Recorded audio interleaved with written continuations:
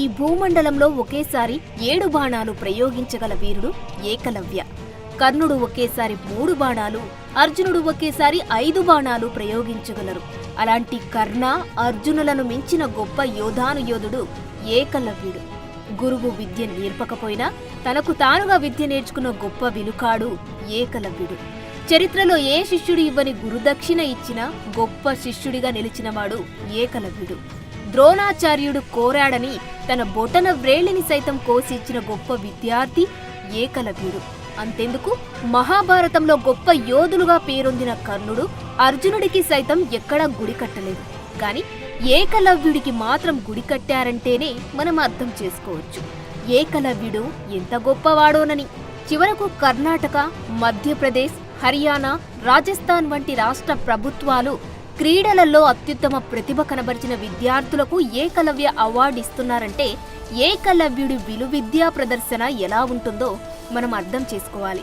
తల్లిదండ్రులు లక్షలు ఫీజులు కట్టి స్కూళ్లకు, కాలేజీలకు పంపుతున్నా మా టీచర్లు చెప్పేది మాకు అర్థం కావడం లేదంటున్న నేటితరం విద్యార్థులు అసలు గురువే లేకుండా తన స్వీయ శక్తితో విలువిద్య నేర్చుకున్న ఏకలవ్యుడిని ఇప్పటి తరం విద్యార్థులందరూ ఆదర్శంగా తీసుకోవాలి.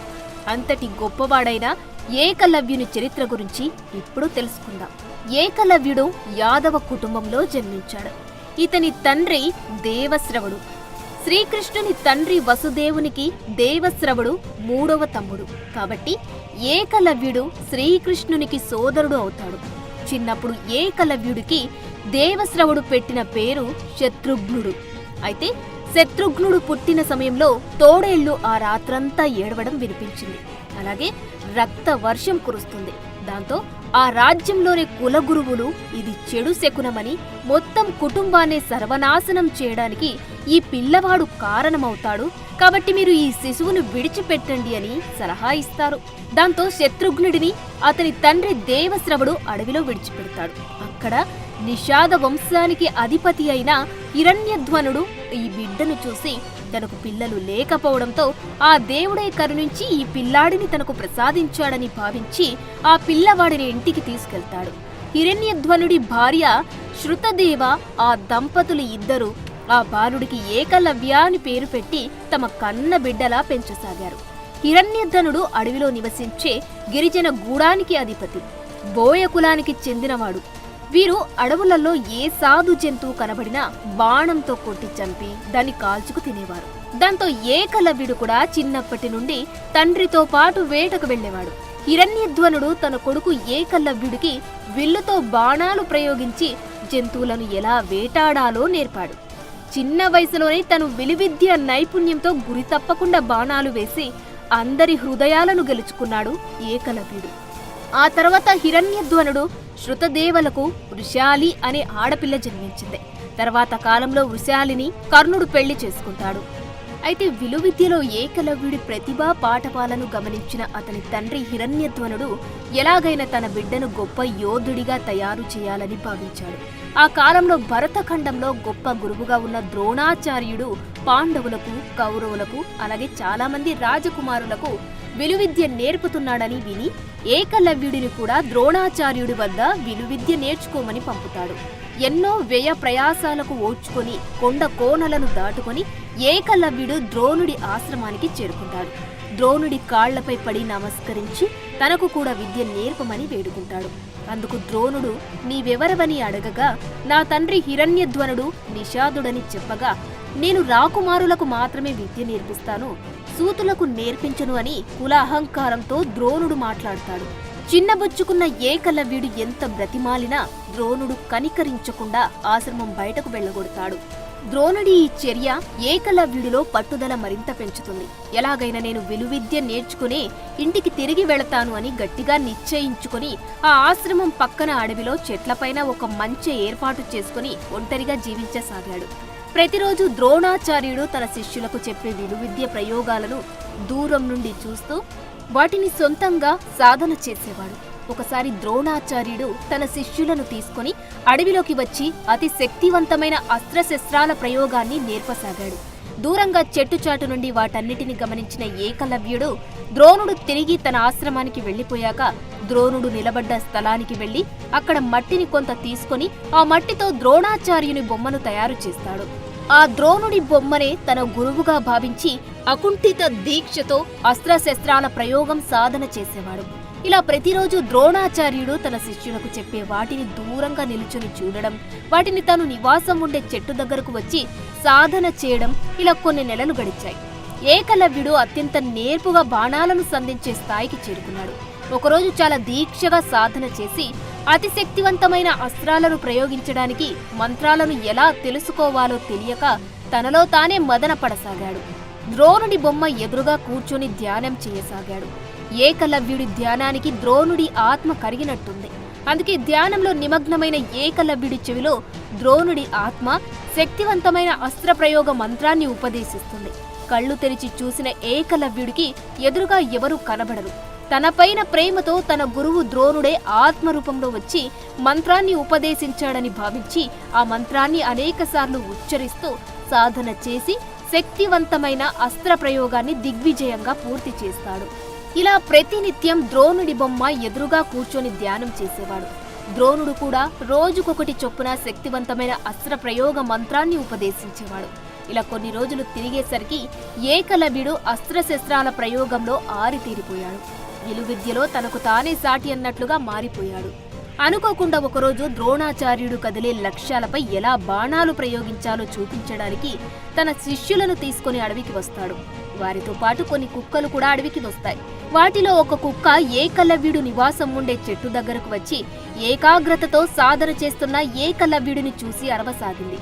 కుక్క అరుపులకు తన ఏకాగ్రత భంగమైన ఏకలవ్యుడు కుక్కను చూసి అది అరవకుండా ఉండేలా కుక్క నోటిపై ఒకేసారి 7 బాణాలు దానికి నొప్పి పుట్టకుండా ఉండేలా ప్రయోగిస్తాడు. ఆ బాణాలు కూడా 2 ఎగువ దవడకు, 2 క్రింది దవడకు, మిగిలిన 3 బాణాలు నేరుగా నోటిలోకి ప్రయోగిస్తాడు. అప్పుడు ఆ కుక్క నోరు మూయలేక అరవడం ఆపేస్తుంది. ఏకలవ్యుడికి భయపడిన ఆ కుక్క పరిగెత్తుకుంటూ కౌరవ పాండవుల సాధన చేస్తున్న ప్రదేశానికి వస్తుంది. ఆ కుక్క నోటిలో ఉన్న బాణాలను చూసి ఆశ్చర్యపోయిన అర్జునుడు ఆ కుక్కకు నొప్పి పుట్టకుండా దానిని చంపకుండా చాలా అద్భుతంగా బాణాలు వేసింది ఎవరా అని ఆలోచిస్తాడు. వెంటనే తన సోదరులను తీసుకుని అడవిలో వెతుక్కుంటూ ఏకలవ్యుడు సాధన చేస్తున్న ప్రదేశానికి వస్తాడు. అక్కడ ఏకలవ్యుడిని చూసి నీవేనా ఈ కుక్కకి బాణాలు వేసింది అని అడగగా అవును అని సమాధానమిస్తాడు ఏకలవ్యుడు.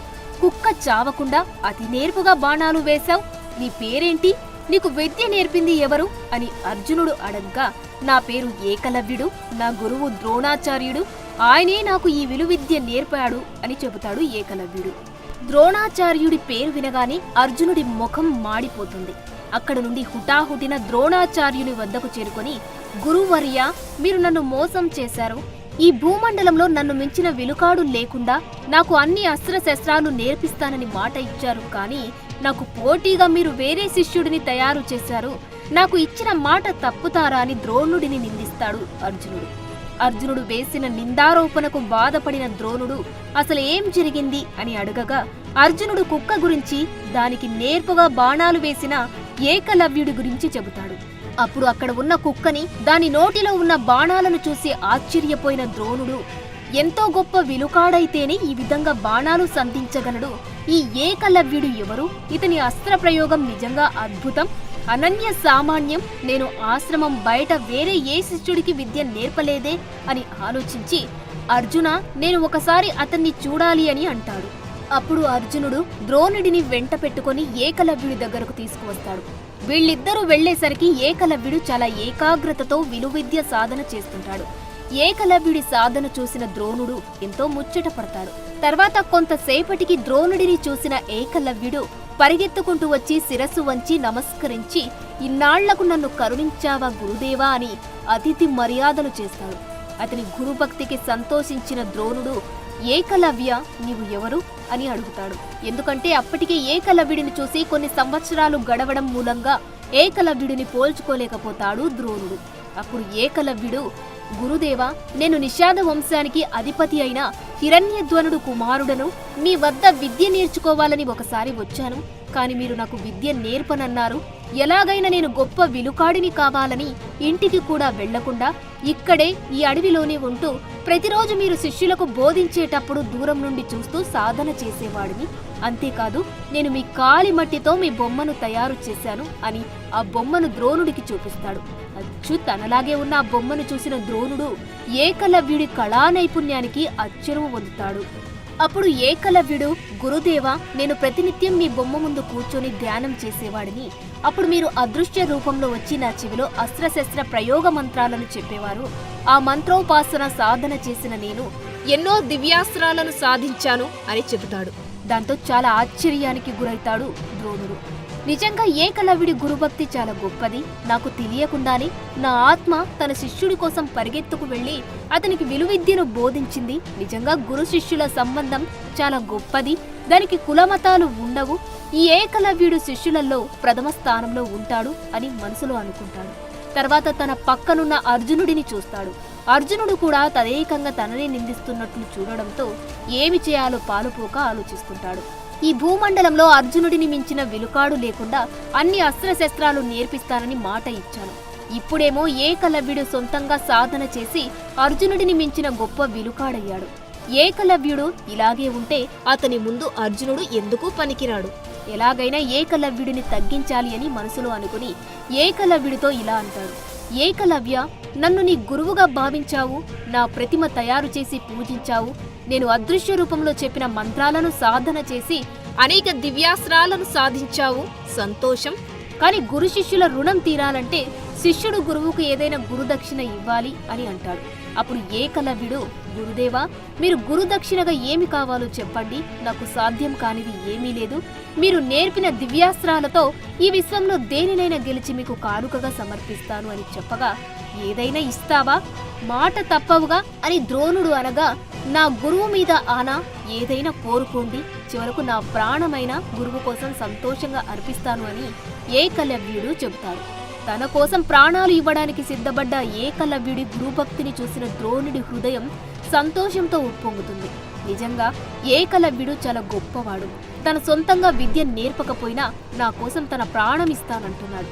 ఇలా ఎంతమంది శిష్యులు తమ గురువుల కోసం ప్రాణాలు ఇస్తానంటారు అని మనసులో అనుకొని బయటకు మాత్రం, నాయనా ఏకలవ్య, నాకు నీ ప్రాణం అక్కర్లేదు. నీ కుడి చేతి బొటన వేలిని కోసి ఇవ్వు చాలు అని అంటాడు.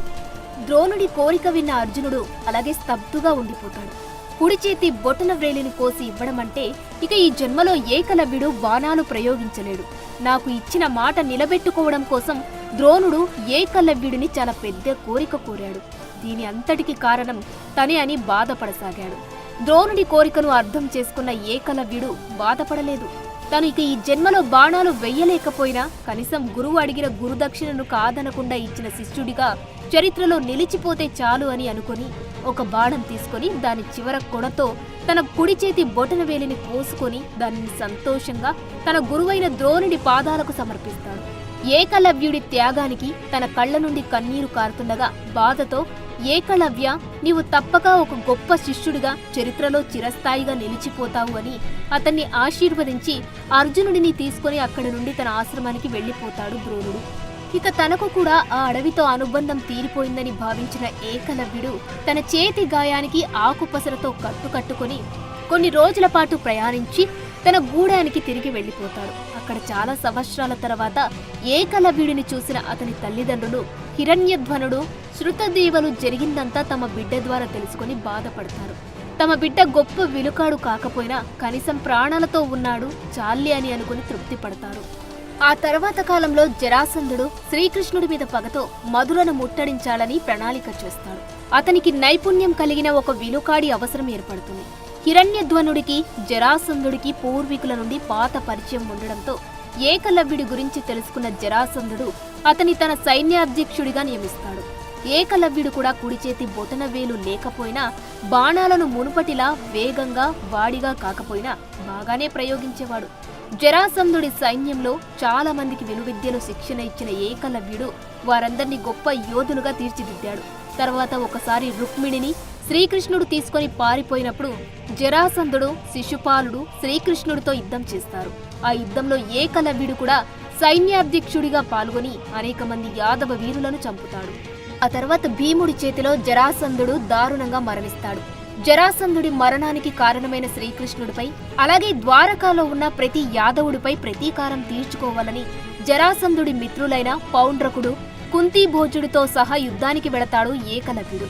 అనేక రోజుల పాటు భయంకరంగా జరిగిన ఆ యుద్ధంలో చివరకు శ్రీకృష్ణుడు ఏకలవ్యుడిని సంహరిస్తాడు. అలా ఒక గొప్ప యోధుడు, విలుకాడైన ఏకలవ్యుడు తన గురువు ద్రోణుడి కుట్రకు బలై బొటనవేలిని పోగొట్టుకుని చివరకు యుద్ధంలో శ్రీకృష్ణుడి చేతిలో మరణిస్తాడు. ఏకలవ్య దేవాలయం భారతదేశంలోని హర్యానా రాష్ట్రంలోని గురుగ్రామ్కు సమీపంలోనే కణ్సా అనే గ్రామంలో ఉంది. ఏకలవ్యుడు తన బొటన వేలును కత్తిరించి గురు ద్రోణుడికి గురుదక్షిణగా సమర్పించిన ప్రదేశంలో ఇది నిర్మించబడింది. ఈ ప్రదేశంలో అతని బొటనవేలు ఖననం చేయబడిందని ఈ గొప్ప హీరో గౌరవార్థం దానిపైన ఒక ఆలయాన్ని నిర్మించారు. ఏకలవ్య త్యాగాన్ని పురస్కరించుకొని 1721లో ఒక సంపన్నుడు ఆ ప్రదేశంలో ఒక చిన్న ఏకలవ్య ఆలయాన్ని నిర్మించాడు. ఇప్పుడు ఆ గుడిని గురుగ్రామ్ సాంస్కృతిక గౌరవ సమితి నిర్వహిస్తుంది. కేవలం స్థానిక గ్రామస్తులు మాత్రమే కాక రాజస్థాన్, మధ్యప్రదేశ్ అలాగే భారతదేశంలోని ఇతర ప్రాంతాల నుండి కూడా పెద్ద సంఖ్యలో భక్తులు ఈ గుడిని సందర్శిస్తారు. అలాగే ఏకలవ్య గౌరవార్థం కర్ణాటక, మధ్యప్రదేశ్, హర్యానా, రాజస్థాన్ వంటి రాష్ట్ర ప్రభుత్వాలు క్రీడలలో అత్యుత్తమ ప్రతిభ కనబరిచిన విద్యార్థులకు ప్రతి సంవత్సరం ఏకలవ్య అవార్డులు ఇస్తున్నాయి. ఇప్పటి తరం విద్యార్థులందరూ ఏకలవ్యుడిని ఆదర్శంగా తీసుకొని పట్టుదలతో, అకుంఠిత దీక్షతో చదువుకొని ఉన్నత శిఖరాలు అధిరోహించాలని మనస్ఫూర్తిగా కోరుకుంటున్నాం. For more videos like this, subscribe Big TV channel.